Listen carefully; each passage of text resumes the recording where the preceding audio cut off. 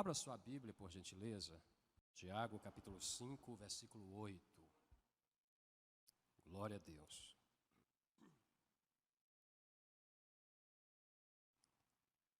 Diz assim a palavra do Senhor: Sede vós também pacientes e fortalecei o vosso coração, pois a vinda do Senhor está próxima. Amém?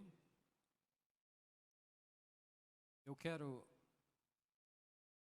tirar algumas lições desse texto e, se possível, você mantenha a sua Bíblia aberta, pois eu gostaria de percorrer por alguns caminhos dentro das Sagradas Escrituras. Gostaria que você acompanhasse esse caminho. Tiago, ele começa dizendo: sede vós também pacientes. É interessante que tem pessoas que têm a capacidade de entender algumas palavras de forma errônea. Por exemplo, ele está dizendo: sede vós também pacientes. Tem gente que confunde a paciência com a preguiça. Tem gente que confunde a paciência com a lerdeza. Mas aqui ele está dizendo: sede vós também pacientes. Não é preguiçosos e nem lerdos. Mas tem gente que confunde. Então, paciência é algo que nós devemos ter. Pelo texto, a gente percebe isto. Não é fácil ser paciente, mas é possível. Ainda mais no tempo que nós vivemos, que tudo é para ontem. Tem pessoas que apertam o elevador umas 5 vezes e ele não desce e aperta mais, não adianta. Ele já ouviu o primeiro comando, já recebeu o primeiro. Então, paciência é uma virtude de quem quer receber algo de Deus. Quem se apressa, tem um ditado que diz que come cru. A gente vê quando Deus promete a Abraão um filho, e pela impaciência eles tiveram problemas.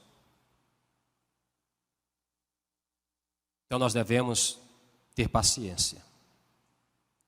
Nós temos um auxiliador, um ajudador, chamado Espírito Santo, que quando a impaciência vier, peça socorro a Ele, que Ele é capaz de nos dar paciência. Tiago também diz: fortalecei o vosso coração. Coração, um órgão torácico, oco, muscular, que é uma máquina que faz circular o sangue por todo o nosso corpo, através das veias e artérias, para nutrir as células. A palavra coração é usada por muitas vezes para nos comunicarmos, e ela é usada como outras palavras. Por exemplo, tem gente que diz assim: rapaz, o meu marido tem um coração duro. O coração dele é coração de pedra. Com isso a pessoa está querendo dizer que ele não tem sentimentos. Olha, alguém diz: esse aí tem coração de leão. Quer dizer que ele é forte, que ele é corajoso. Outra pessoa diz: pai, não fala isso perto de mim porque eu tenho um coração mole. Quer dizer que ele é sensível, se emociona fácil. Outro pode dizer, como o pastor César acabou de dizer agora, que estava atendendo em gabinete com um casal. E é nesse gabinete que, quem sabe alguém diz, pastor César, eu vou abrir agora o meu coração. Ele quer dizer que vai fazer confidências, falar tudo aquilo que ele tem em secreto, que ele precisa colocar para fora.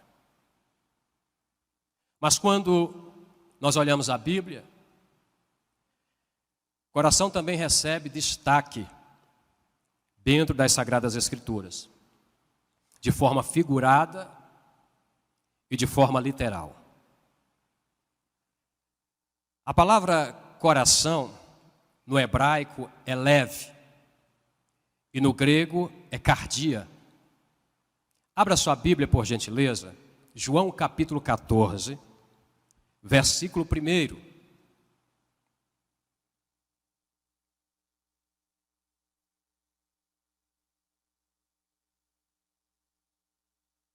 Evangelho de Jesus Cristo, segundo escreveu João, capítulo 14, verso 1. Jesus falando aos discípulos nas suas instruções, suas últimas instruções, ele vai dizer: não se turbe o vosso coração. Credes em Deus, credes também em mim. A palavra coração aqui, ela não é a palavra usada para coração no grego, que é cardia. Mas a palavra coração aqui aparece como a palavra psique, que é a alma, que é o centro das emoções, das vontades, do intelecto. A palavra aqui coração é psique. Então Jesus está dizendo para os seus discípulos: não fiquem atemorizados, que a alma de vocês não fique perturbada. Vocês já creem em Deus, creiam também em mim. Ele está falando para crente, para judeus. Então a palavra coração, ela aqui é psique, é alma. E por muitas vezes nas Sagradas Escrituras, você vai encontrar a palavra coração, mas ela está dando sentido, dando direção, mostrando que é a alma. Não esse membro, esse músculo que nós temos dentro de nós, mas sim a alma. Tiago diz: fortalecei o vosso coração. Aí vem uma pergunta. Quando nós lemos as Escrituras, nós vamos fazendo perguntas. Às vezes, nós olhamos a Bíblia e olhamos para o texto e dizemos assim: o que eu vou tirar desse texto? Mas às vezes a gente tem que olhar para o texto e dizer: o que esse texto vai tirar de mim? E às vezes, não é só de lá para cá que tem que tirar. Daqui para lá também tem que sair. Fortalecei o vosso coração. Aí vem uma pergunta: por que eu devo fortalecer o meu coração? Por que eu devo fortalecer o meu coração? Primeiro, porque Deus olha para ele. Por que eu devo fortalecer meu coração? Porque Deus olha para ele. Primeiro livro de Samuel, capítulo de número 16. Você conhece a história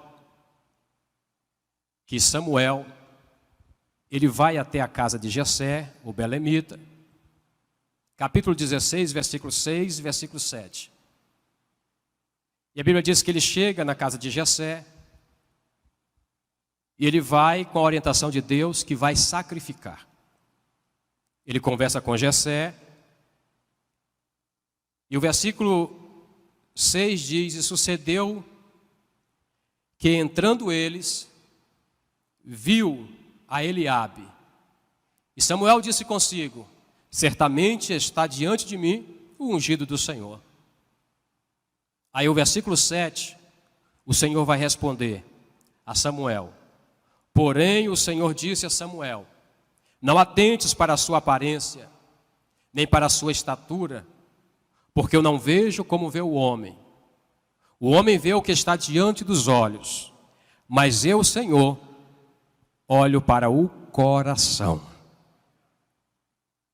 Deus está dizendo para Samuel aqui: Samuel, eu não olho só para o que está diante dos meus olhos, eu olho para a mente, eu olho para as vontades, eu olho para as emoções, eu olho o homem não de cima para baixo, nem de baixo para cima, nem da direita para a esquerda, nem da esquerda para a direita, nem de frente para trás, nem de trás para frente. Eu olho o homem de dentro para fora. É assim que Deus olha para nós. É de dentro para fora. As pessoas só conseguem nos olhar de fora. Samuel era sacerdote, era juiz e era profeta, mas também era homem. E o homem muitas das vezes erra quando olha para alguém, porque nós conseguimos ver somente a aparência. E a aparência muitas das vezes agrada, mas às vezes também confunde. Gênesis capítulo 27, do versículo 20 ao 24, a gente vai encontrar a história de Rebeca tramando com Jacó para que ele recebesse a primogenitura, a bênção do seu pai Isaque no lugar de Esaú. E a Bíblia diz que Jacó disse: mãe, desse jeito eu não quero, porque assim não é bênção, é maldição. E ela disse: que caia esta maldição sobre mim. E ela pegou a roupa de Esaú, que estava na casa dela, colocou em Jacó, pegou pelo de um animal, colocou nas mãos dele, fez o guisado e levou para Isaque. Quando Isaque vê ele chegando com o guisado, ele diz: mas como assim tão depressa? Porque Isaque sabia que quando saía para a caça, tinha que ter paciência. Tinha que saber esperar o momento certo. E ele vê que chegou muito rápido. Ele sabe que as coisas corretas, as coisas certas, não são no estalar de dedos. Há um processo, há um caminho a ser trilhado. Há uma jornada a ser percorrida. Mas ele pega aquele guisado e Jacó chega perto, ele diz: chega perto. Ele chegou, ele diz: quem és tu? Ele disse: eu sou Esaú. E ele chegou perto, Isaque pegou na mão dele e disse: a mão é de Esaú, o cheiro é de Esaú, mas a voz é de Jacó. Pela aparência, Isaque foi enganado. Pelo apalpar das mãos, tendo em vista que ele já não via mais, não tinha visão 100%. Então, pela aparência, ele foi enganado. A aparência engana o homem, mas não engana Deus. O homem se esconde atrás de uma aparência, mas nunca vai estar escondido de Deus. Paulo, escrevendo aos Gálatas, se você quiser ler, por gentileza, Gálatas capítulo 2, versículo 6, eu vou ler com você. Gálatas capítulo 2, versículo 6. Paulo vai dizer: e quanto àqueles que pareciam ser de maior influência, quais tinham sido outrora, não me interessa. Deus não aceita a aparência do homem. Estes digo que me pareciam ser alguma coisa, mas nada me acrescentaram. Deus não olha só apenas a nossa aparência. Deus nos olha no completo. E de dentro para fora. Porque eu devo fortalecer o meu coração. Segundo, o versículo vai dizer, porque a vinda do Senhor está próxima. Eu preciso fortalecer o meu coração, porque a vinda do Senhor está próxima. A minha vida precisa estar fortalecida. A minha alma precisa estar forte, porque o Senhor virá. Apocalipse 21, versículo 1. Diz, e vi novo céu e nova terra, pois o primeiro céu e a primeira terra passaram e o mar já não existe.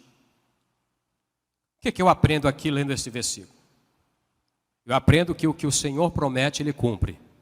Eu aprendo que este mundo é passageiro, é transitório, vai passar.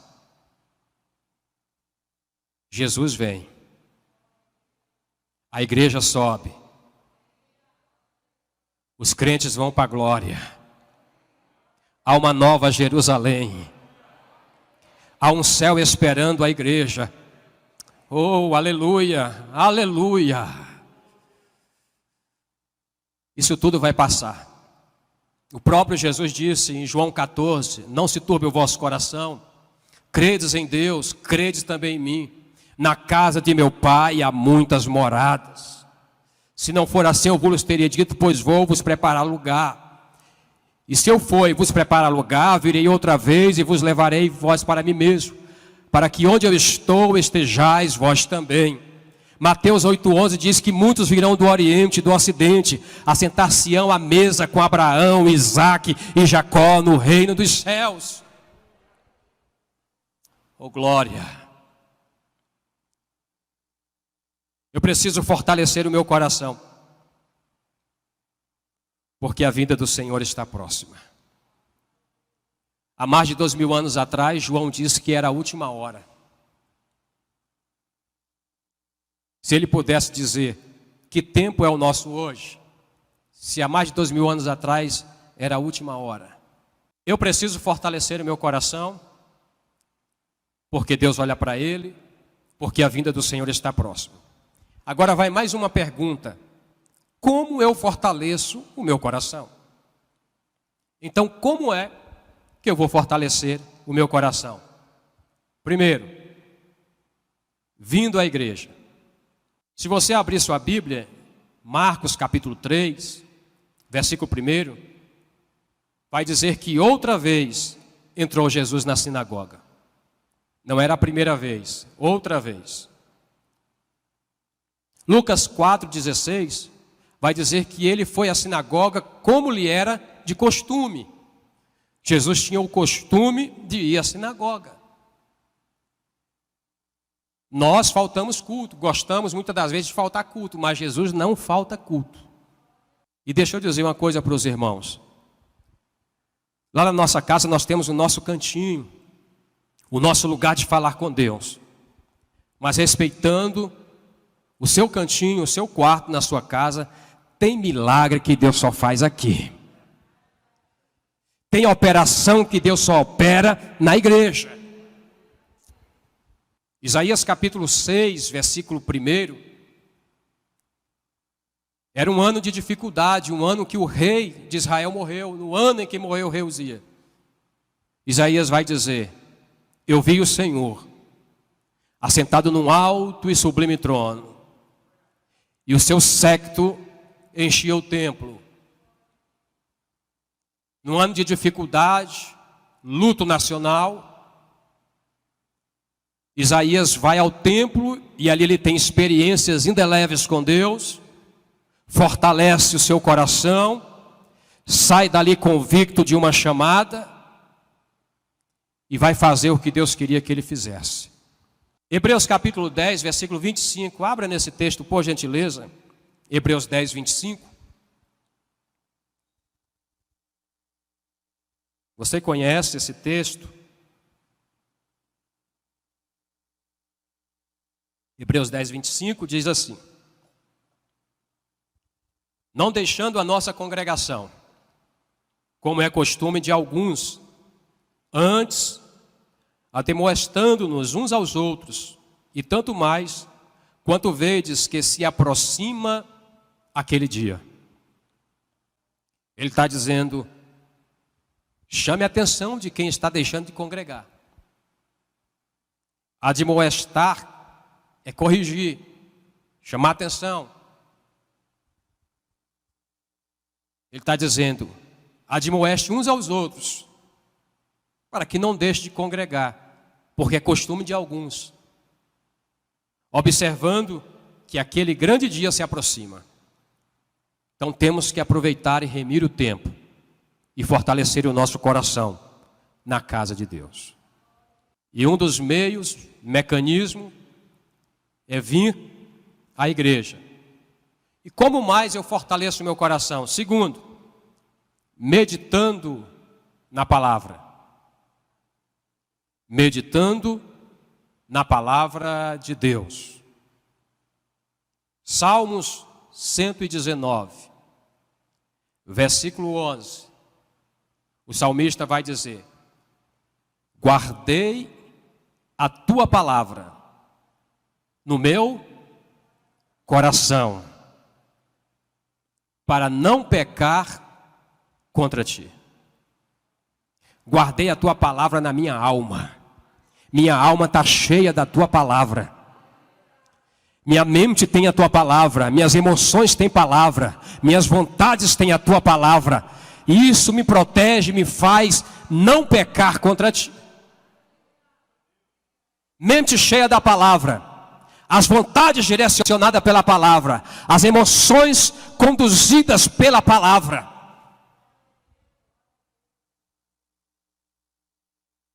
Guardei a tua palavra no meu coração para não pecar contra ti. Quem guarda a palavra no coração, não vive mentindo. João 17, santifica-os na verdade, pois a tua palavra é a verdade. Quem guarda a palavra no coração, não vive no escuro, nas trevas. Salmo 119, 105. Lâmpada para os meus pés é a tua palavra, e luz para o meu caminho. Quem guarda a palavra no coração, não vive raquítico, anêmico. Jesus disse em Mateus 4:4, nem só de pão viverá o homem, mas de toda a palavra que sai, que procede da boca de Deus. Quem guarda no coração a palavra, não vive fraco. Romanos capítulo 1, versículo 16. Paulo disse, eu não me envergonho do evangelho, porque é poder. Poder de Deus. Quem guarda a palavra de Deus, tem poder. E falar em poder, todos nós aqui temos poder. Só que nem todos entendem e sabem que tem tamanho poder dentro de si. Filipenses, Efésios capítulo 3, versículo 20, Paulo vai dizer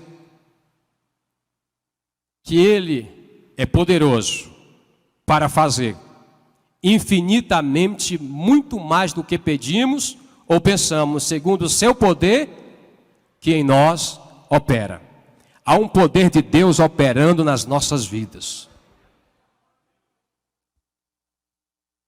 João capítulo 1, versículo 10, vai dizer que ele veio para os seus.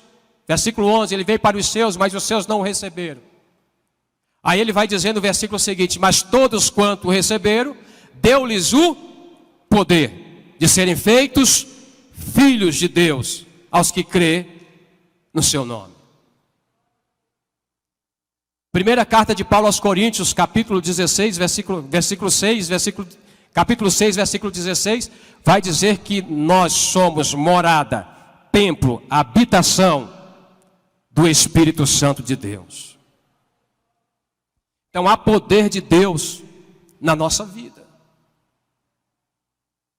E a palavra de Deus, além de ser lâmpada, luz para o nosso caminho, além de ser proteção para não pecarmos, além de ser alimento, ela é poder de Deus, que nós temos para poder salvar vidas, trazer para os pés de Jesus. É a palavra de Deus que faz a diferença. A Bíblia diz que Jesus mudava o lugar de pregar, mas continuava pregando o evangelho do reino, a palavra de Deus. Jesus andava nas aldeias, pregava o evangelho do reino. Ia para a sinagoga, evangelho do reino. Ia para as cidades, evangelho do reino. O lugar pode mudar, mas a palavra vai conosco no lugar. A mesma palavra. Como eu fortaleço o meu coração? Meditando na palavra de Deus. Como eu fortaleço o meu coração?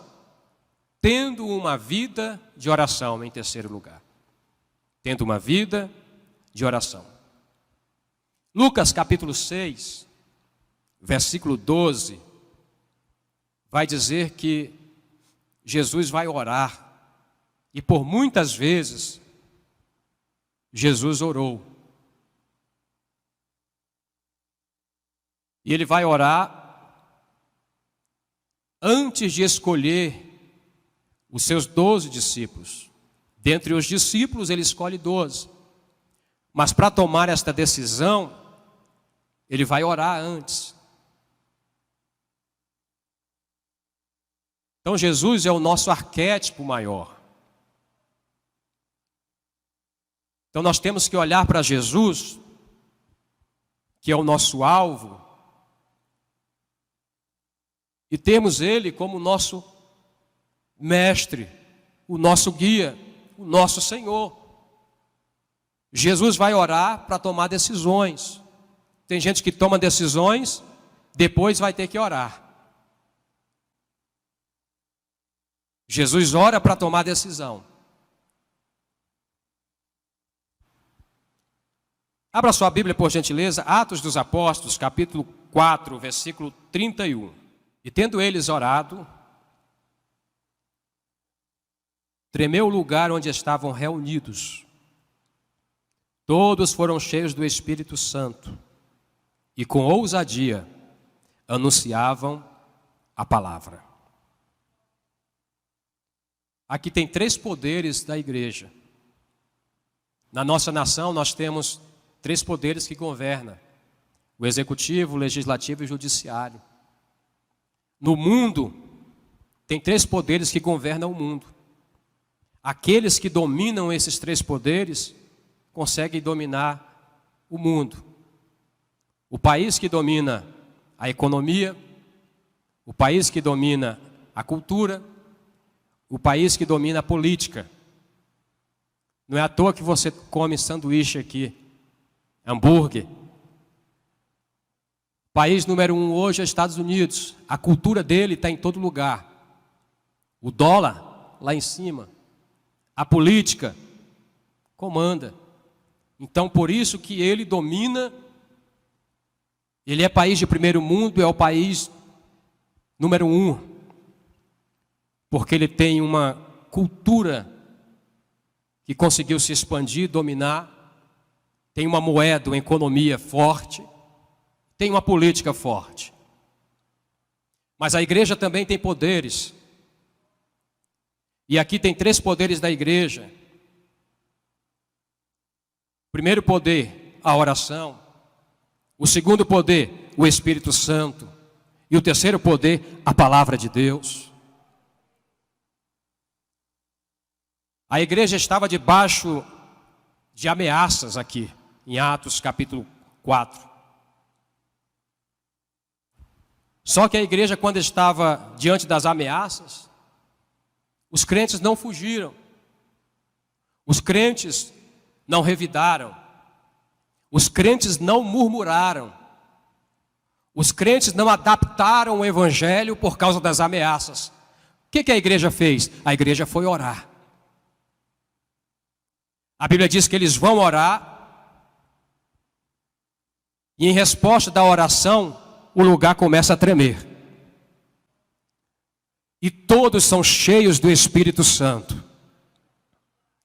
E ficaram ousados E em vez de ficar trancafiados, eles saíram anunciando a palavra. Quando eles oraram, eles foram fortalecidos, o coração deles fortaleceu. O Espírito Santo encheu todos. E eles também estavam com o coração cheio de palavra. E saíram anunciando o Evangelho. Efésios capítulo 3, versículo 14. Está escrito: por esta causa me ponho de joelho perante o Pai do nosso Senhor Jesus Cristo. É o apóstolo Paulo falando para a igreja. Por esta causa me ponho de joelho perante o Pai de nosso Senhor Jesus Cristo. Você conhece a história de Atos capítulo 9, quando Paulo, que ainda era chamado de Saulo, tem um encontro com Jesus no caminho de Damasco. E o resplendor de luz deixa ele cego. E ele vai para Damasco. E Deus aparece a um discípulo lá em Damasco chamado Ananias. E diz: vai até a casa de Judas, porque Paulo está orando. Paulo começa a sua trajetória cristã, impactada por Jesus, orando. E aqui ele está escrevendo à igreja de Éfeso, mais de 10 anos depois, e ele continua dizendo: por esta causa me ponho de joelho. Paulo está a nos ensinar que o tempo pode passar, mas nós não podemos perder a prática da oração. O tempo passou na vida de Paulo, mas ele continuou orando. O tempo passou na vida de Paulo, mas ele ainda tinha motivos para orar. Todos aqui têm motivo para orar. Quem tem motivo aqui para orar? Nós temos motivo para orar. Assim como Paulo, o tempo passa, mas nós continuamos tendo motivos para orar. Paulo começa a sua trajetória orando. Crente que aceita Jesus e não começa uma prática de oração, uma vida de oração, irmãos, rápido desvia, rápido some, rápido começa a questionar, começa a achar defeitos, e além de tudo ainda quer levar outros. Mas quem começa levando a sério, dizendo: eu preciso orar, para mim fortalecer meu coração, tenho que orar, então vou orar. Permanece firme. Fica como os montes de Sião, que não se abalam, mas permanecem para sempre. O monte de Sião, o vento vem do norte, ele não se abala. O vento vem do sul, ele não se abala. O vento vem de baixo para cima, ele permanece firme. Se confiam no Senhor, são como os montes de Sião. Sopra vento, ele permanece firme. Como eu fortaleço meu coração? Tendo uma vida de oração. Lucas capítulo 9, versículo 29. Olha que interessante o que acontece quando uma pessoa se dedica à oração. Quando a pessoa opta pela oração. Lucas capítulo 9, verso 29. Aconteceu que, quando ele orava, a aparência do seu rosto mudou, e a sua roupa ficou branca e muito resplandecente.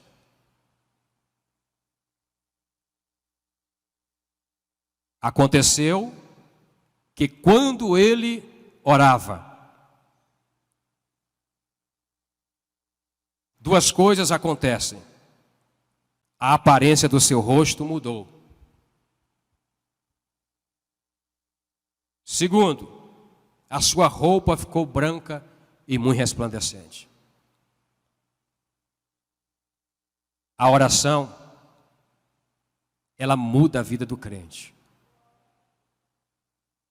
O semblante muda. As vestes espirituais mudam. Eu devo fortalecer o meu coração, tendo uma vida de oração. Daniel capítulo 6, versículo 10. Foi decreto assinado. Prego batido e ponta virada. Ninguém adora, ninguém se dobra a Deus nenhum durante este período. Versículo 10 diz que Daniel ficou sabendo, tomou ciência do decreto assinado. E a Bíblia diz que Daniel vai para a sua casa, entra no seu quarto, abre as janelas para a banda de Jerusalém e, como de costume, orava e dava graças diante do seu Deus, como lhe era costumeiro fazer. Nenhum decreto, nada nesta vida, nada neste tempo, nada no teu trabalho, na tua casa, em lugar algum, pode interromper a tua vida de oração, o teu relacionamento com Deus, a tua ligação com o Pai, a tua fiação com o céu. Oh, Rabacalassorigia, Remincho, Bicalavaragasia, Elamancho, Trande que Lamanagai, Arte que venesse, que minasse a Turgia, Locolossouria, Framanchocon, Remincho, Neremenagai. Nada, nada, nada pode atrapalhar a nossa vida de oração, a nossa comunhão com Deus. Não tem homem nesta terra, não tem demônio dos ares, não tem decreto,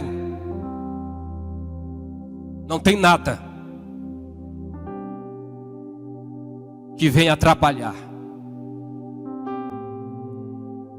Daniel, quando soube de tudo isso, ele disse: permaneço em comunhão com Deus. Eu tenho um quarto, permaneço ligado com o céu. Eu tenho um compromisso. Daniel continuou orando.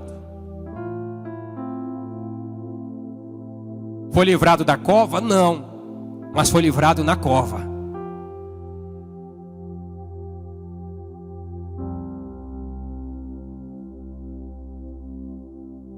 Em quarto lugar, como eu fortaleço meu coração? Vigiando em todo o tempo. Eu fortaleço meu coração vigiando em todo o tempo. Eu deixei o vigiar em todo o tempo por último, porque aqui eu aprendo que essas outras três ações que eu tomo não vão adiantar se não tiver a cobertura da vigilância. Eu posso vir à igreja, fortalecer o meu coração, eu posso meditar na palavra, eu posso ter uma vida de oração, mas se eu não tiver a cobertura da vigilância, eu vou falhar. Se vir à igreja e não vigiar, falha. Se meditar na palavra e não vigiar, vai falhar. Se orar e não vigiar, Jesus já disse: vigiai e orai. Falha. Eu preciso vigiar.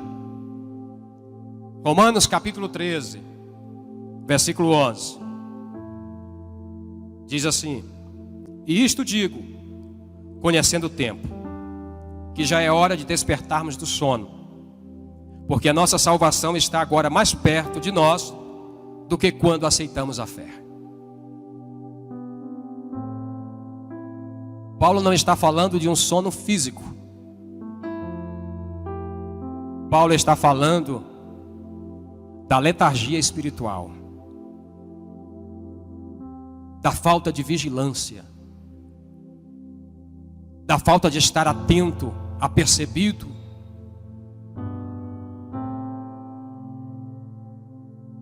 Ele vai dizer que era necessário vigiar, estar atento. Nós temos exemplos que a gente pode pegar para o lado espiritual, que também é, de crentes que não vigiaram e perderam alguma coisa. Porque sempre que nós deixamos de vigiar, nós iremos perder algo. Sansão não vigiou e dormiu e foi vencido pelos inimigos. Quando nós deixamos de vigiar, é possível que o inimigo passe rasteira.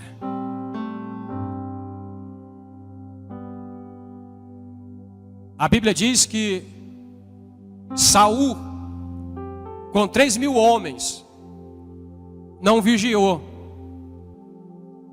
E Davi e Abisai chega no arraial, leva a lança e a pilha d'água de Saul. Quando deixamos de vigiar, vamos perder alguma coisa. Elias não vigiou, dormiu e perdeu a oportunidade de ver o sobrenatural. O anjo assando o pão na brasa e enchendo a botija de água.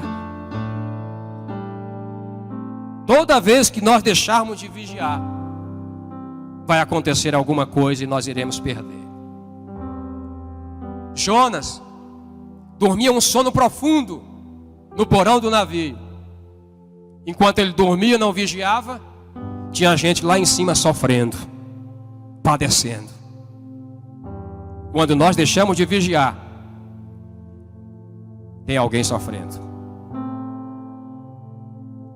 Nós podemos estar atentos, vigilantes e ajudar as pessoas e vencer o inimigo e não perder aquilo que é nosso. Então esta noite, fortaleça o teu coração,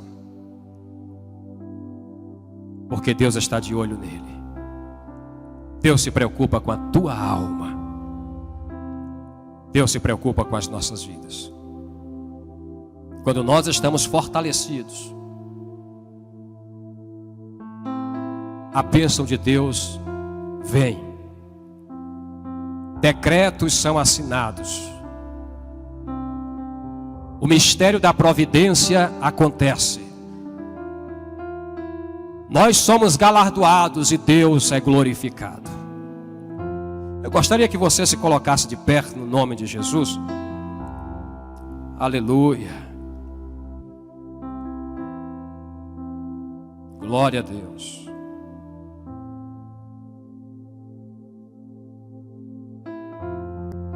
Aleluia. Quero fazer uma oração com você. E nessa oração você vai pedir a Deus para fortalecer o seu coração. E Deus vai te dar força e direção para que você tome e fortaleça o teu coração. Tudo que eu falei aqui você sabe, mas nem tudo que você sabe você pratica. Sabemos as ferramentas, mas nem sempre temos força para trabalhar com essas ferramentas. Às vezes o desânimo toma força, a correria do dia a dia, tantas coisas que às vezes vêm e nos afastam do propósito de Deus na nossa vida. Mas eu queria que você adorasse a Deus nesta hora. Adore a Deus louvando, adore a Deus orando. Adore a Deus porque você está no lugar de fortalecer o teu coração esta noite. Eu queria que você adorasse a Deus. E logo após eu quero orar com você. Se derrame na presença dEle. Você está na casa do Pai. Aleluia.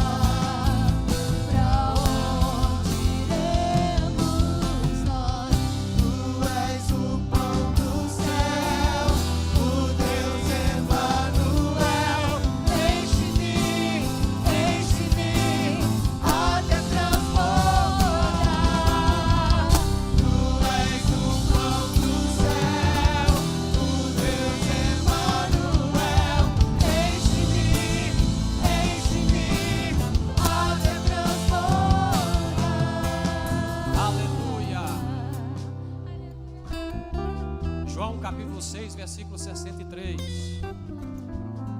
A carne para nada aproveita, mas as palavras que eu vos disse são espírito e vida. Aleluia. Esta noite você está fortalecendo o seu coração. Você está na casa do Pai. Você tem palavra de Deus. Você está orando. Você está vigiando. Você vai sair daqui mais forte do que você entrou. Você vai sair daqui mais forte do que você entrou. Teu coração vai sair fortalecido em nome de Jesus. Senhor nosso Deus, nós te louvamos. Nós te agradecemos. Nós nos prostramos na tua presença. Nós te rendemos glória, graças, louvores, adoração. Porque tu és o nosso Deus. Porque tu és bom. Porque tu és o Senhor. Porque tu és o nosso Salvador. Tu és o nosso bom pastor. Tu és o sol da justiça, o leão da tribo de Judá, a estrela resplandecente da manhã. Tu és a porta, Senhor. Tu és, ó Deus, o nosso castelo forte, nossa cidadela. Oh, aleluia. Nós estamos aqui, ó Deus, somos dependentes de Ti. Viemos esta noite para ser fortalecido por Ti, para que o Teu nome seja glorificado em nossas vidas, para que nós venhamos dar fruto, e frutos dignos. Frutos, Senhor, que produz a 30, a 60, a 100 por um. Abençoa o teu povo e fortaleça, Senhor, o coração de cada um, em o nome de teu Filho, nosso Senhor Jesus. Aplauda o Senhor, glorifique a Ele. Deus é bom.